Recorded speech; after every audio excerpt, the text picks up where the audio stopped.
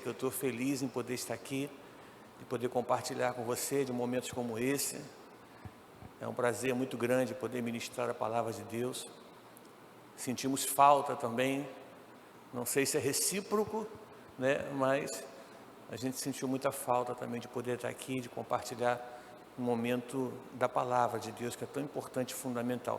Sei que fomos substituídos à altura pelos nossos ministros, diáconos, que abençoaram a vida de vocês de forma abundante. Obrigado, Senhor. Eu te agradeço pela unidade que há na igreja. Problemas existem? Claro, sempre vão existir. Mas eu te agradeço pela unidade do corpo de Cristo, pelo corpo diaconal, pela liderança, pelos membros. Eu te agradeço e digo que sou feliz em poder estar aqui, de poder compartilhar com eles no momento em que nós vamos sentar à mesa, no momento em que seremos servidos pelos teus anjos nessa hora. Pedimos que o Senhor abra o nosso entendimento. Tu conheces cada um de nós de forma individual. Se nós falássemos ao mesmo tempo palavras diferentes, o Senhor conheceria cada uma delas. O Senhor conhece o nosso coração, sabe como nós entramos aqui, qual a expectativa que há no nosso coração, quais são as esperanças que existem no nosso coração, o que precisa ser alcançado pelo nosso coração, Pai. Que hoje seja mais uma semente lançada, que hoje seja mais uma palavra, como tem sido todos os domingos, palavras sendo pregadas desse púlpito, desse altar. Que cada um que aqui está presente nessa noite, sinta-se alcançado pelo poder que há na Tua palavra. Louvado seja o Teu nome, Pai, engrandecido. Que o Senhor cresça e que nós venhamos a diminuir, para glorificar e exaltar o Teu nome. Amém e amém. Tu não está beliscando ela não, né? Amém. Queridos, Julinha, ao pai, preparando da madeira, deve estar gelada essa mamadeira, hein, garoto? Não, né? Experiente. O que você fez antes de sair de casa? A última coisa que você fez antes de sair de casa, o que foi? Pastor, foi dar mais uma olhadinha no espelho. Eu acho que eu tenho que colocar um espelho na minha casa toda, que eu sempre volto para dar mais uma olhada. De forma natural, né? Quando nós saímos de casa, a última, ou talvez não a última, a penúltima, porque tem um espelho, esqueci do espelho, esqueci do perfume, esqueci de dar mais uma olhada na roupa. Uma das coisas que nós realizamos antes de sair de casa é conferir se está tudo fechado. Não é verdade? Muitas das vezes nós chegamos em algum determinado lugar e falamos assim: eu acho que eu esqueci a porta. Quem tem esse toque aí? Eu acho que eu esqueci o fogão ligado. Misericórdia. Eu acho que eu esqueci o gato do lado de fora. Eu acho que eu esqueci o portão aberto. Outro dia, o portão lá de casa, ele tem controle, né? Aí ele ainda não pisca-pisca do carro. Eu saí de casa, eu, pastora, Iago, não foi? Nós saímos de casa. Aí quando eu estava na metade da rua, eu pisquei. Aí eu fiquei assim, e agora? Acho que o portão abriu. Voltei, o portão abriu. Então, às vezes, tem uns toques aí que muitas vezes são eficientes e necessários. Mas a última coisa, ou a penúltima coisa, uma das últimas coisas que nós entendemos que é necessário fazer quando nós saímos de casa e não fica ninguém em casa, é conferir. Há uma preocupação natural grande, né, de nós protegermos esse bem material que nos pertence, ainda mais nos dias atuais, ainda mais nos dias em que nós estamos vivendo, né, dias esquisitos, dias tenebrosos, dias perigosos. Nós ficamos com essa preocupação. E como nós nos esforçamos para aumentar a segurança? Sim ou não? Por exemplo, nós terminamos o culto aqui, vamos para casa. Depois que todo mundo vai em casa, o que a gente faz? Liga o alarme, né? Então há uma preocupação com a segurança, com a proteção de um bem material. Nós nos preocupamos com isso. Saímos de casa hoje, nós temos inclusive no celular aplicativos que podem nos mostrar como está a coisa lá. né? Você tem hoje pelo celular condição de ver se está tudo bem em casa, você tem condição de vigiar a tua empregada, se ela está trabalhando, se não está trabalhando, né? Você tem condição de ver algumas coisas que estão acontecendo, né? Porque cada vez mais, quanto mais o tempo vai passando, há uma preocupação maior em nós de guardar, resguardar, proteger aquilo que nós conquistamos, né? Mas o Salmo 127, você não precisa abrir lá, não é o tema, nem o texto que eu quero abrir. Ele diz assim: se o Senhor não edificar a casa, em vão trabalham os que a edificam. Se o Senhor não guardar a cidade, em vão vigia a sentinela, né? O que o salmista quis dizer aqui? Que essa preocupação que existe nossa, que é natural que nós temos esse tipo de preocupação. Essa não é a preocupação mais importante. Essa não é a preocupação. Essa não é o mais importante. Isso não é o que nós devemos dar maior importância dentro da vida de cada um de nós. Nós nos preocupamos tanto com os bens. E agora eu quero te perguntar, da mesma maneira como nós temos nos empenhado para segurar, para guardar, nós temos feito isso para proteger as nossas mentes? Quando você sai de casa, você diz assim: Senhor, guarda os meus pensamentos, proteja os meus pensamentos, porque eu posso pecar contra ti. Será que nós temos realizado e temos feito o mesmo exercício de que nós realizamos no mundo natural, né? Tem certeza, ou quase absoluta, de que não. Que nós estamos muitas vezes preocupados com o nosso bem material, e aí o nosso bem material pode ser amplo, não só na nossa casa, mas os nossos bens, e muitas vezes esquecemos de pedir ao Senhor que guarde os meus pensamentos, que guarde a minha mente. Na maioria das vezes nós achamos que o nosso maior conflito é externo, mas o nosso maior conflito não é externo. O nosso maior problema não é externo, o nosso maior problema é interno. O nosso maior problema é a nossa mente. O nosso maior problema são os nossos pensamentos. Por isso que o apóstolo Paulo diz lá em Filipenses capítulo 4, né, que eu devo guardar nos meus pensamentos o que é bom, o que é agradável. Não é isso? Não é isso que ele diz lá em Filipenses 4? Deixa eu ler aqui Filipenses 4:8. Ele diz assim: tudo que eu devo... Opa, passou aqui. Finalmente, irmãos, tudo que é verdadeiro, tudo que é respeitável, tudo que é justo, tudo que é puro, tudo que é amável, tudo que é de boa fama, se alguma virtude há e se algum louvor existe, seja isso o que ocupe o vosso pensamento. Ou seja, o apóstolo Paulo já está dizendo para a igreja de Filipenses que nós devemos nos preocupar muito mais com os nossos pensamentos do que com os nossos bens. Só que o mundo que jaz do maligno, o mundo que tem o príncipe da mentira, ele nos faz pensar de forma oposta. Ou se não pensar de forma oposta, nós temos um olhar apenas para aquilo que é visível, palpável. E esquecemos de pedir que o Senhor guarde os nossos pensamentos. Que a nossa guerra está aqui, ó. A nossa guerra está aqui.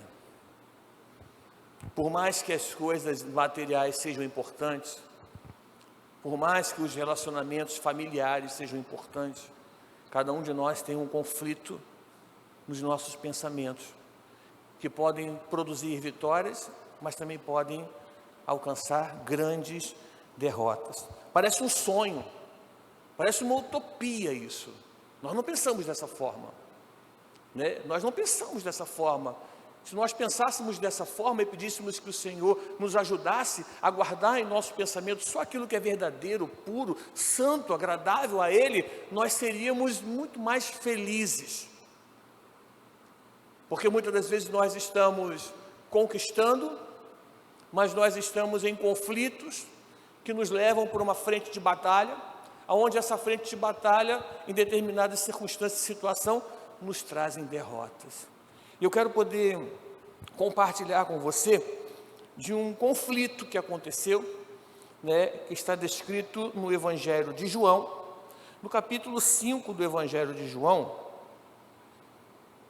um episódio que aconteceu com Jesus, né?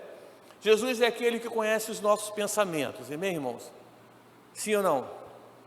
Ele conhece os nossos pensamentos. Alguém consegue enganar a Deus? Alguém consegue? Não. Nada fica em oculto, aquilo que é verdade vai surgir, aquilo que é verdade vai aparecer.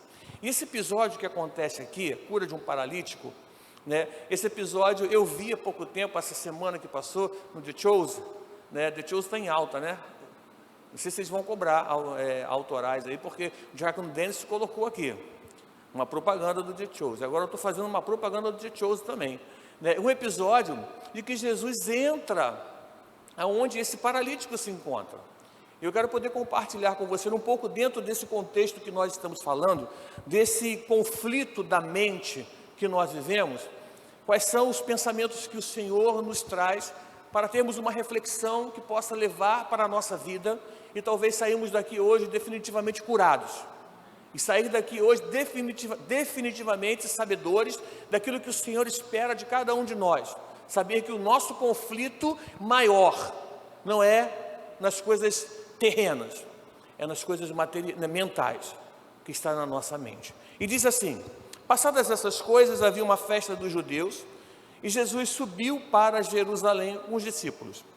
Ora, existe ali junto à porta das ovelhas um tanque chamado em hebraico Betesda, o qual tem 5 pavilhões. Nesses jazia uma multidão de enfermos, cegos, coxos, paralíticos, esperando que se movesse a água, porquanto um anjo descia em certo tempo, agitando-a, e o primeiro que entrava no tanque, uma vez agitada a água, sarava de qualquer doença que tivesse. Estava ali um homem enfermo, 38 anos. Quantos anos? Quanto? 38 anos. Jesus, vendo-o deitado, sabendo que estava assim há muito tempo, perguntou-lhe: queres ser curado? Respondeu-lhe o enfermo: Senhor, não tenho ninguém que me ponha no tanque quando a água é agitada, pois enquanto eu vou, desce outro antes de mim. Então lhe disse Jesus: levanta-te, toma o teu leito e anda. Imediatamente o homem se viu curado, e tomando o leito, pôs-se a andar. E aquele dia era sábado. Por isso disseram os judeus aos que foram curados: hoje é sábado, e não é lícito carregar o leito. Ao que ele respondeu: o mesmo que me curou me disse: toma o teu leito e anda. Perguntaram-lhe eles: quem é o homem que te disse: toma o teu leito e anda? Mas o que fora curado não sabia quem era, porque Jesus se havia retirado por haver muita gente naquele lugar. Mais tarde Jesus o encontrou no templo e lhe disse: olha, que estás curado, não peques mais, para que não te suceda coisa pior. O homem retirou-se e disse aos judeus que fora Jesus quem o havia curado. E os judeus perseguiam Jesus porque fazia essas coisas no sábado. Mas eles lhe disseram: meu pai trabalha até agora e eu trabalho também. Por isso, pois, os judeus ainda mais procuravam matá-lo, porque não somente violava o sábado, mas também dizia que Deus era seu próprio pai, fazendo-se igual a Deus. Amém? Dá uma olhadinha para o lado, vê se teu irmão está dormindo. Se estiver dormindo, catuca ele aí. Tem alguém dormindo aí? Não, né? Quantos conhecem esse texto? Acredito que a maioria de nós conhecemos esse texto, né? Um lugar denso, um lugar de muitas pessoas, em que Jesus estava e foi especificamente para Jerusalém naquele lugar, né? Ele estava fora da cidade, esporadicamente ele vinha porque era período de festa, mas eles estavam acampados fora da cidade, e ele entrou em Jerusalém e foi diretamente nesse lugar. Então, algumas coisas que eu quero poder refletir com você a respeito desse encontro de Jesus com aqueles que estavam ali. Obviamente não foi só Jesus e esse homem que participaram desse grande mover. Existiam seus discípulos que estavam com ele e existiam outros enfermos que estavam ali. Diz a palavra que ele tinha enfermos e várias outras pessoas que com dificuldade estavam naquele lugar. Então a primeira coisa que nós precisamos entender: o que Jesus foi fazer ali? O que Jesus foi fazer ali? Aquele lugar era um lugar bonito? Não era um lugar bonito, né? Era um lugar alegre? Era um lugar alegre? Tinha alegria ali dentro? Não, não tinha alegria ali dentro. Era um lugar onde existiam o quê? Enfermos, doentes, cegos, coxos, né? Se nós observarmos na palavra de Deus, diz isso ali, havia muitos enfermos necessitados. E só por isso, aquele lugar já fazia ser um lugar agradável para Jesus. Talvez para nenhum de nós, talvez para mais ninguém, mas para Jesus aquele lugar era um lugar propício. Para Jesus aquele lugar era o melhor lugar de todo aquele ambiente que estava ali, porque ali tinham pessoas necessitadas, e o homem quando está necessitado, ele valoriza. O homem quando está necessitado, ele busca. O homem quando está necessitado, ele se torna mais humilde, ele se torna com o coração mais quebrantado. Sim ou não? Quando nós estamos assim passando por uma dificuldade, por uma enfermidade, nós nos tornamos mais humildes, nós não ficamos mais, ficamos. Então aquele lugar ali era um lugar totalmente propício, de grande interesse para Jesus. E Jesus, quando entrou em Jerusalém, ele foi direto para aquele lugar. E quando ele chegou naquele lugar, existia ali vários homens, mas alguém interessou ele específico, foi quem? Esse paralítico, que já havia 38 anos com essa enfermidade.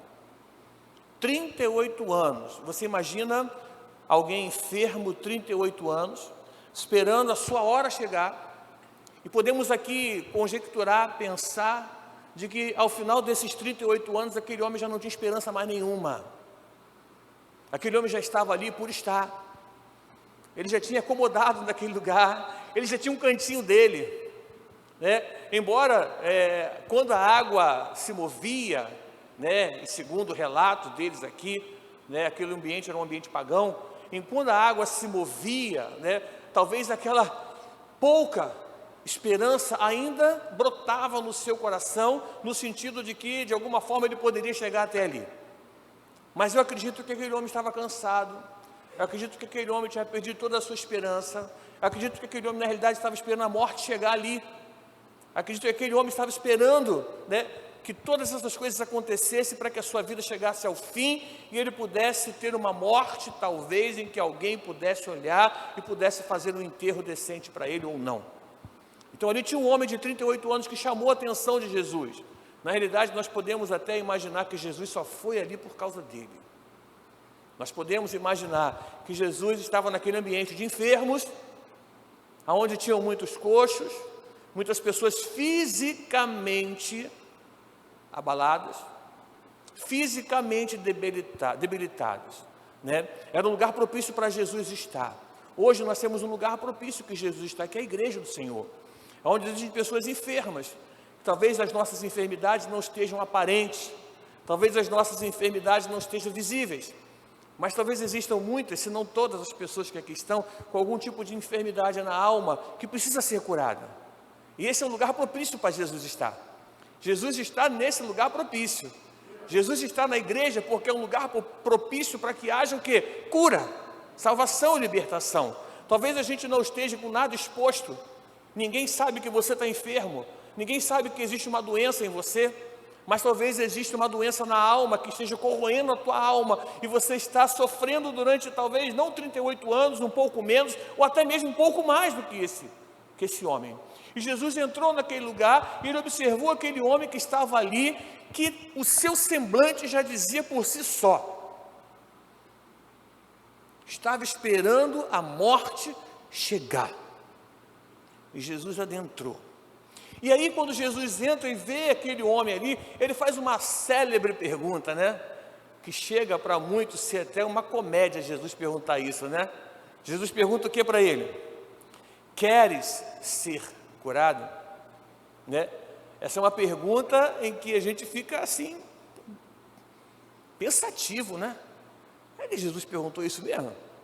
38 anos que aquele cidadão estava ali enfermo, paralítico, sem andar, sem sentir as suas pernas, e Jesus entra ali, os seus discípulos talvez tenham olhado para ele e falado assim, está de brincadeira, tu está de brincadeira, tu perguntar isso para ele, né? Mas o que Jesus, diante de uma situação, diante de uma pergunta tão simples, o que para muitos parece uma brincadeira, não era uma brincadeira, não era uma brincadeira. 38 anos, ele convivia com essa enfermidade, ele convivia com esse trauma, ele convivia com esse sentimento de derrota. esse sentimento que era nutrido na sua mente, esse sentimento que despedaçou toda a sua vida, esse sentimento que o fez perder a crença. E o que Jesus quer com essa pergunta é exatamente despertar a esperança nele. Ele quer despertar, porque a esperança gera o quê? Fé. E o fé produz o quê? Milagre. É a fé que produz o milagre, não é o milagre que produz a fé, é a fé que produz o milagre. Muitas vezes nós somos edificados pelo milagre de outros, um milagre que aconteceu na nossa vida, mas é a fé que produz o milagre. Então, quando Jesus olha para aquele homem, com seu sentimento todo destruído e abalado, 38 anos vivendo naquela mesma posição, dependendo da misericórdia alheia, de alguém chegar ali e oferecer uma comida, de alguém chegar ali e oferecer algum tipo de benefício para ele, 38 anos, quando Jesus pergunta para ele, tu queres ser curado? Jesus quer dizer assim, opa, há esperança. Jesus está despertando nele a esperança de ser curado. Talvez ele já nem se lembrasse mais do que ele estava fazendo ali. Talvez ele só se lembrasse quando as águas se moviam. Quando as águas não se moviam, ela demorava de tempo em tempo para se mover. Talvez se alguém perguntasse para ele, tu está fazendo o que aqui? Sei lá, eu estou aqui. O que eu estou fazendo aqui? Vamos imaginar assim, que ele poderia estar há tanto tempo ali, há tanto tempo desmotivado, há tanto tempo com seu pensamento cativo, há tanto tempo achando que ele jamais ia conseguir aquilo, que a esperança foi embora. E junto com a esperança embora, a sua fé foi embora, a sua crença foi embora. Já não tinha mais a esperança. E Jesus, quando pergunta, queres ser curado? Na realidade, Jesus está injetando ânimo nele. Jesus está injetando ânimo naquele homem que está abatido, naquele homem que está enfermo, naquele homem que está esperando a morte chegar na sua vida. Não tem mais esperança de nada. E é interessante que ele responde, e a resposta que ele dá não é uma resposta imediata, para a gente ter certeza daquilo que nós estamos falando, Jesus pergunta, tu queres ser curado? A resposta era o quê? Sim ou não? Não é? Quer ser curado? Sim. Quer ser curado? Não. Mas essa não foi a resposta dele. A resposta desse paralítico não foi sim ou não, só para a gente entender como estava a mente desse homem. Ele precisava muito mais de que uma cura interior do que uma cura exterior. E que muitas vezes nós precisamos muito mais de uma bênção interior do que qualquer outro objeto material que nós estejamos almejando. Guarda no teu pensamento o que é bom, o que é verdadeiro. Porque os conflitos estão aqui, ó. Os conflitos estão aqui na nossa mente. Nós vamos conviver com esses conflitos até que Jesus volte para buscar a sua igreja. Como nós estamos enfrentando os desafios, como nós estamos enfrentando os conflitos dos nossos pensamentos. Será que nós temos o mesmo cuidado de fechar como nós fechamos a nossa casa? De fechar como nós fechamos o nosso carro? Será que nós estamos guardando o nosso pensamento da mesma maneira? Ou nós não estamos dando valor nenhum aos nossos pensamentos? Porque eu quero dizer para você que isso é praticamente verdade. Nós não estamos dando nenhum valor aos nossos pensamentos. Nós não estamos guardando o nosso pensamento. Nós não estamos tornando os nossos pensamentos vigilantes. Vigia! Vigia, irmão, porque o inimigo está ao nosso derredor, rugindo como leão. Vigia, irmão, eu estou vigiando a minha casa, eu estou protegendo o meu carro, eu fiz seguro para o meu carro, eu estou protegendo a minha vida, mas não estou protegendo o meu pensamento. Não estou. E aí os meus pensamentos ficam o quê? Dentro desse conflito, como esse homem de 38 anos, cativo naquele lugar. E olha o que ele diz, olha o pensamento de alguém que está precisando de uma cura interior. Ele responde o que para Jesus? Tu quer ser curado? Aí ele responde no verso 7. Olha no verso 7. Respondeu-lhes enfermos: Senhor, não tenho ninguém que me ponha no tanque. Não tenho ninguém que me ponha no tanque. O que ele falou? Ninguém me ajuda. Eu estou aqui enfermo, aqui, ó. Ninguém me ajuda. Não tenho ninguém. Ele transferiu o seu trauma, ele transferiu a sua enfermidade, ele transferiu os seus problemas para outro. Não tem ninguém que me coloca. Ele não respondeu, era só sim ou não, irmão. Irmão, quer ser curado? Ah, Senhor, mas tem ninguém que me coloca lá, sabe? Não tem ninguém que me coloca. A primeira resposta que ele deu foi de transferência. Ele transferiu tudo aquilo que ele estava vivendo, toda aquela angústia, que você pode imaginar a angústia que ele vivia, toda a sua dor, todo o seu sofrimento, ele transferiu para o outro. O que o outro tem a ver com isso? O que o outro tem a ver com isso? Senhor, eu estou aqui há 38 anos, eu estou aqui há 38 anos, não tem ninguém que me ponha no tanque. Eu estou aqui há 10 anos e não tem ninguém que me coloque para trabalhar não tem ninguém que me indique no ministério, não tem ninguém, 38 anos, 10 anos, 15 anos, 20 anos, e não tem ninguém, e nós estamos sempre transferindo. E você pode entender que aquele homem estava mais enfermo interior do que exterior. Ele estava muito mais cativo dos seus pensamentos do que cativo da sua enfermidade. Eu não tenho ninguém. Aí ele diz assim, depois, continuando: quando a água é agitada, pois enquanto eu vou, desce outro antes de mim. O que ele quer dizer aqui, irmão? Todo mundo é abençoado, menos eu. Todo mundo é abençoado. Olha como aquele irmão é abençoado, mas eu não sou abençoado. Olha a resposta que ele deu para Jesus, que nos mostra qual é o sentimento dele. Qual é o sentimento que estava sobre a vida dele. Jesus perguntou: tu quer ser curado? Senhor, não tem ninguém que me coloca no tanque. Senhor, sempre tem alguém que vai na minha frente. Ou seja, Senhor, ninguém liga para mim. Mas é o Senhor Jesus que está falando com ele. Embora ele não soubesse quem era Jesus, né? A gente vai ler, nós lemos aqui que ele não sabia quem era, se aquele era o Messias ou se era mais um dos curandeiros que tinham naquela oportunidade, que eram muitos. Não sei, Senhor, não tem ninguém que me coloque lá. Não tem ninguém que me coloque lá. E sempre quando a água move, tem alguém que vai lá e é abençoado primeiro que eu.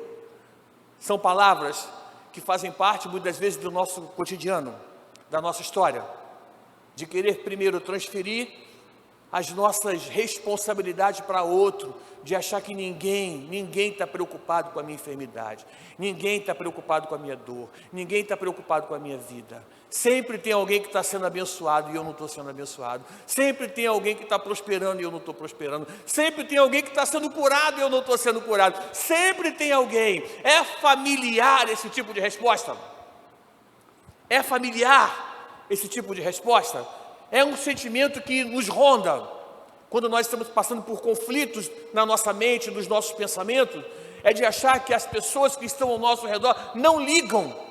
Ninguém me coloca naquele lugar, ninguém me coloca naquele círculo de oração que fogo está caindo, ninguém me coloca, e quando o fogo cai, sempre tem alguém que está mais abençoado do que eu. Será que esse tipo de sentimento, ele volta e meia está junto conosco?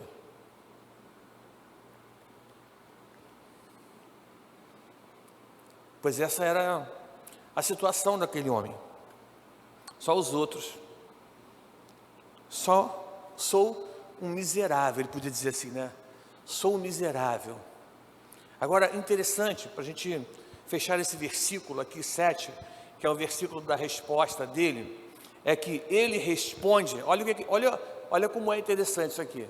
Ele responde a Jesus, expressando a Jesus todos os seus anos de sofrimento. Ele responde a Jesus, mostrando os seus anos de sofrimento. Na realidade, ele está resumindo isso aqui, que os seus 38 anos foram vividos dessa forma, que ninguém olhava para ele, que ninguém cuidava dele, que ninguém olhava por ele, e que sempre tinha alguém que recebia a bênção primeiro do que ele. Em todo instante que ele foi perguntado, ele respondeu, aí a resposta dele foi trazer à memória o seu quê? Seu passado. Estava muito vivo na sua mente o seu passado. Estava muito vivo no seu pensamento, na sua mente, as suas frustrações, os seus erros, as suas decisões erradas, os seus posicionamentos. Estava muito vivo. Como é que eu posso concluir isso? Porque foi a primeira resposta que ele deu para Jesus. O seu passado ainda atormentava ele. As dificuldades que ele teve no pensamento ainda perturbava ele.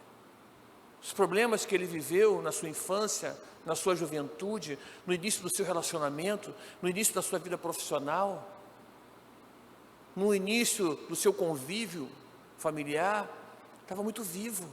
As suas frustrações estavam muito vivas. Jesus notou que aquele homem era um homem que estava rancoroso, era um homem que estava longe de receber a sua bênção, porque ele estava trazendo o seu passado à tona todas as vezes que a possibilidade de cura chegava até ele. Não é isso que ele diz?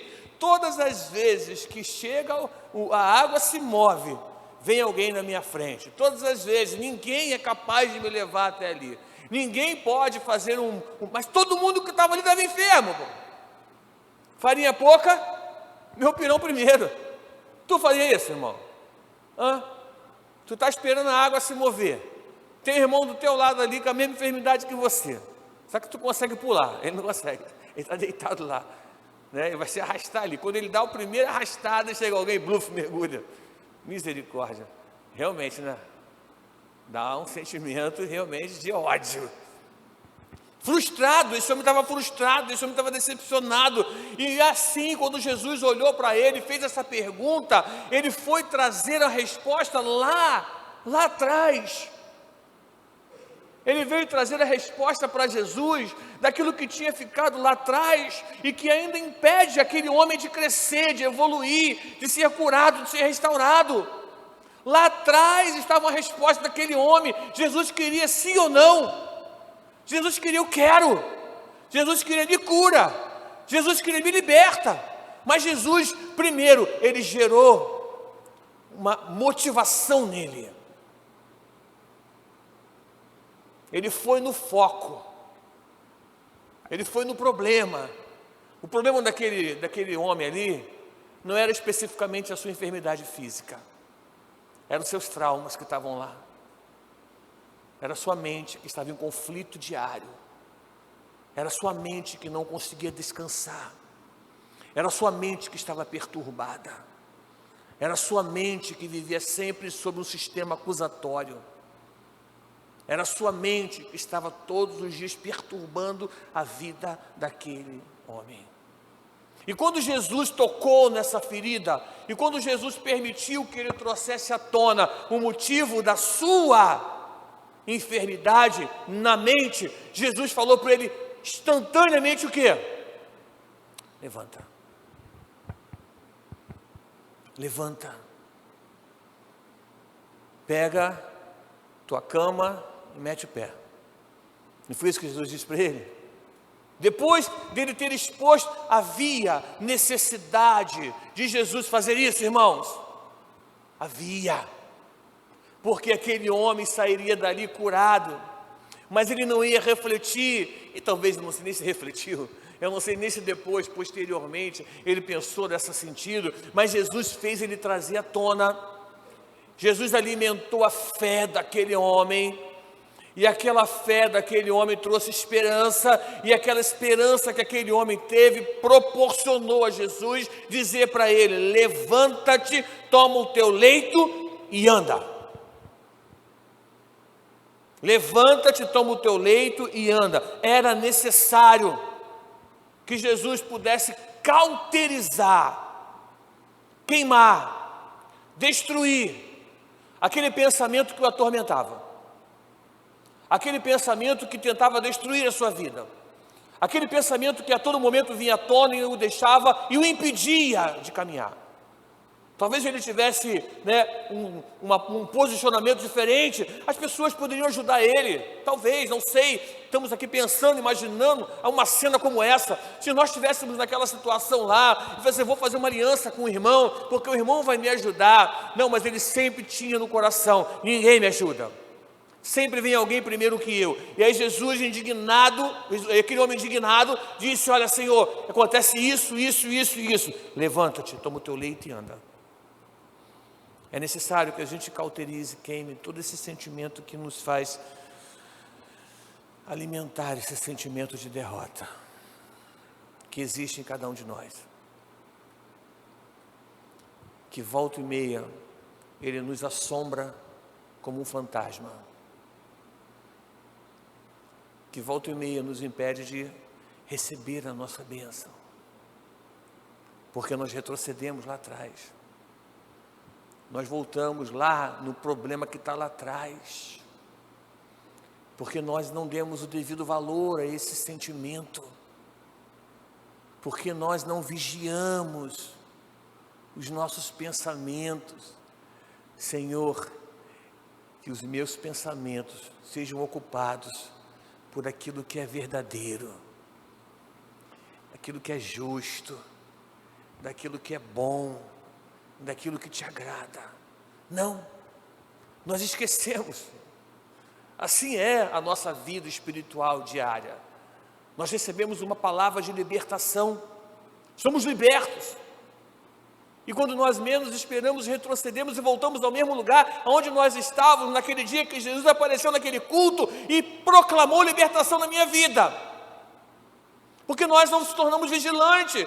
Os meus sentimentos continuam soltos, os meus pensamentos continuam vagando. E ele disse para aquele homem: cura, levanta e anda, pega a tua cama e vai embora, mete o pé daqui, sai fora.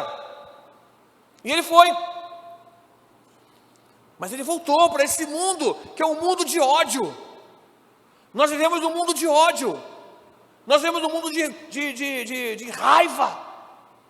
Andamos com as pessoas na rua, se nós nos barrarmos, nós vamos tomar um tiro.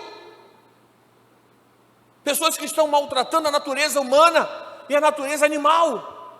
Pessoas que estão matando animais de nada, por nada. Pessoas que estão morrendo por causa de R$50. Estamos vivendo um mundo de ódio. E se nós não tivermos os nossos pensamentos cativos, levar os nossos pensamentos cativos a Cristo, nós vamos cair na mesma cilada. Voltaremos lá para aquele tanque de Betesda e ficaremos esperando Jesus voltar mais uma vez, para que Ele novamente lance uma palavra de cura e de libertação, para que eu seja curado e liberto naquele dia, mas eu esqueço novamente de trancar a porta dos meus pensamentos. Eles são livres, eu esqueço, eles estão aí, ó. Eu esqueço que eu estou vivendo uma guerra aqui. Na minha cabeça tem uma guerra, na tua cabeça tem uma guerra, na cabeça de todo mundo tem guerra. Eu digo: o que você está pensando? Você pergunta: eu estou pensando em nada. Alguém consegue pensar em nada? A nossa memória RAM, não sei nem quantos megabytes tem, né? Toda hora há um pensamento. Toda hora há um pensamento. Por mais que às vezes a gente esteja alheio, olhando para nada, há um pensamento que às vezes você nem lembra que está pensando, mas está pensando, enquanto tem vida. Levanta o teu leito, levanta e anda. Ele foi embora. E aí ele foi perguntado, né? Perguntaram a ele: quem é o homem que te disse, toma o teu leito e anda? E ele falou o quê? Não conheço. Não conheço. Bem disse, não conhece, porque se conhecesse Jesus já teria sido liberto há muito tempo. Bem, não conheço. Enquanto vivermos com a nossa mente despreocupada, com a nossa mente vazia, com a nossa mente, sem ter um compromisso de fidelidade com Cristo, nós seremos submetidos a um sentimento de tortura mental. É um sentimento de tortura mental que nós vamos viver até que Jesus volte. Jesus vai voltar e vai morrer de novo por mim e por você? Não, ele já fez isso. Ele vai voltar agora para quê? Para buscar a sua igreja. E o que nós precisamos fazer? Manter os nossos pensamentos cativos a Cristo. Entender que os meus pensamentos não podem ficar vagando nesse mundo. Entender que assim como eu fecho a minha casa, assim como eu fecho o meu carro, assim como eu fecho, eu preciso fechar os meus pensamentos também. Eu preciso entender que aquele mesmo que quer entrar na tua casa, o mesmo espírito que quer entrar na tua casa para roubar, ele quer entrar na nossa vida para roubar. E precisamos acordar. Porque ele está batendo a porta aí, metendo o pé na porta para entrar na nossa vida, para roubar, exatamente isso que aquele homem conquistou. Ele foi livre, Jesus libertou ele saiu dali andando, mas ele não conhecia Jesus. E nós muitas vezes estamos tantos anos na presença do Senhor, mas não conhecemos a Jesus. Perdão. Não conhecemos a Jesus, porque quando nós conhecemos a Jesus, por todas as dificuldades que teremos ainda até que Ele volte, a nossa fé, por mais que ela seja abalada, ela não será extinguida. Não conheço esse homem que me curou. Eu não conheço. Será que verdadeiramente, agora falando de uma forma sincera, um sincerão aqui, será que nós conhecemos a Jesus? Independente de quantos anos eu tenho de evangelho? Será que todas as vezes que um problema se gera, um conflito se gera na nossa vida, nós vamos voltar lá atrás e vamos dizer assim: Senhor, ninguém me coloca naquele tanque, Senhor, sempre vem alguém que entra na minha frente. Será que nós estamos trazendo, quando o Senhor nos procura e diz assim: queres ser curado? Qual é a resposta que nós temos dado para Jesus? Estamos trazendo de volta aquilo que já foi pago na cruz. Já está pago, Ele já pagou. Será que nós estamos dando o devido valor ao que Ele fez por nós e devemos ser vigilantes nos nossos pensamentos? Ou não? Ele não conhecia Jesus.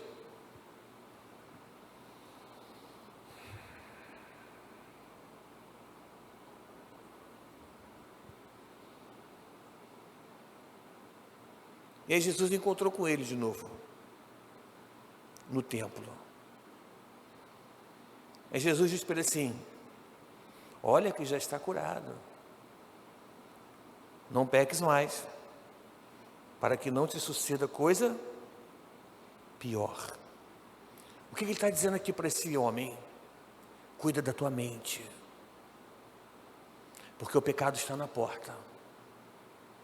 Cuida da tua mente, porque as propostas vêm. Cuida da tua mente por aquele mesmo que te atormentava. O que Jesus disse aqui? Ele pode voltar. E ele vai voltar o quê? Vai voltar o quê? Pior.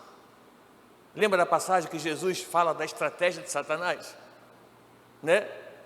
A estratégia de Satanás, olha a estratégia dele, como é que é perfeita. Perfeita eu não vou dizer porque perfeito só o Senhor. Mas olha como é que a estratégia de Satanás, ela é bem elaborada. Nós somos libertos.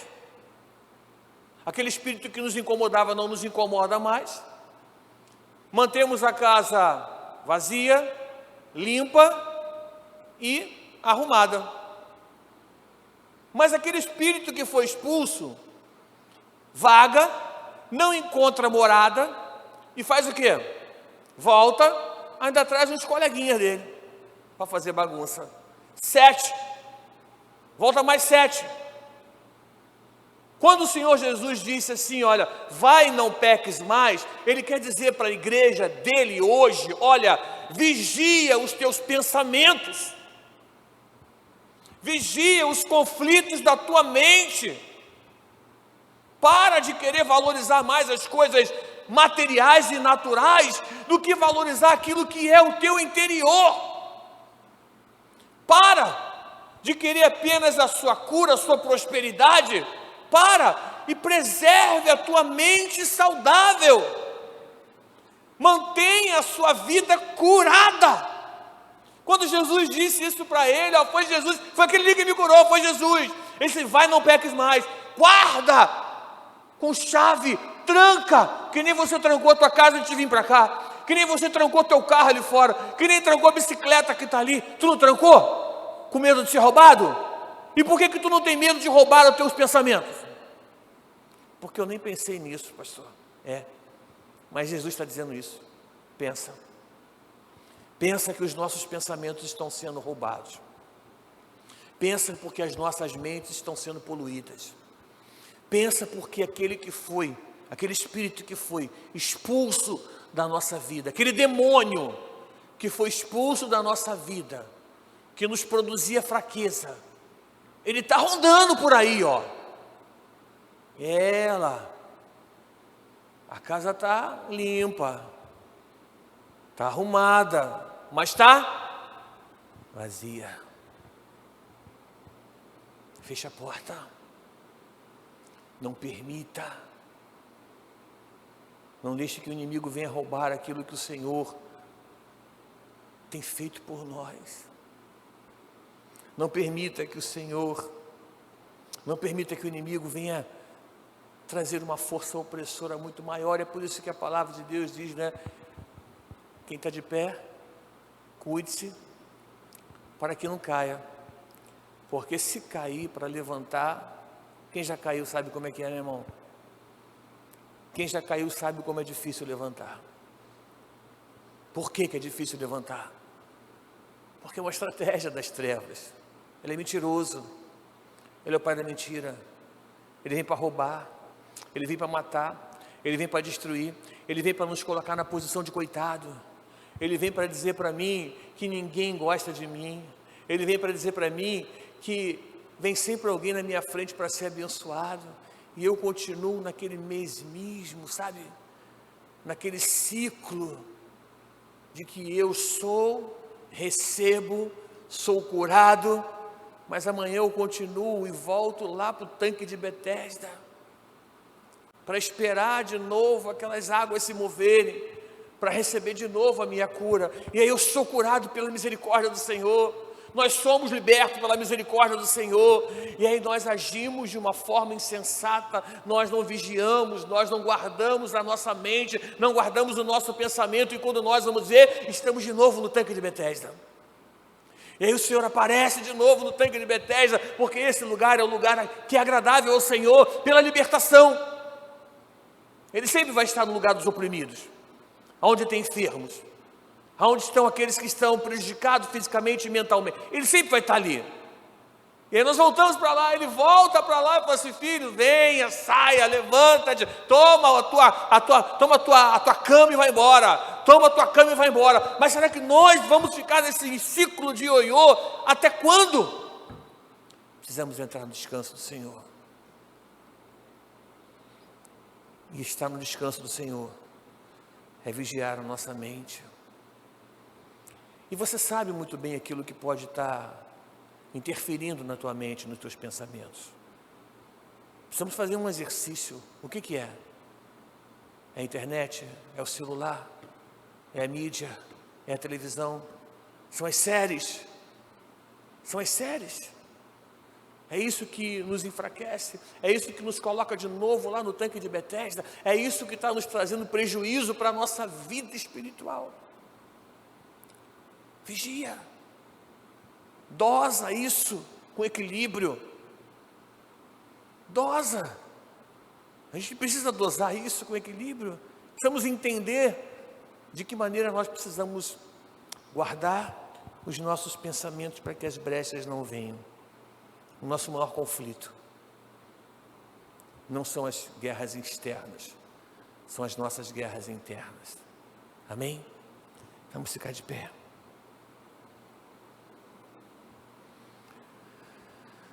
Se tu olhares, Senhor, para dentro de mim, nada encontrará de bom, mas um desejo eu tenho de ser transformado.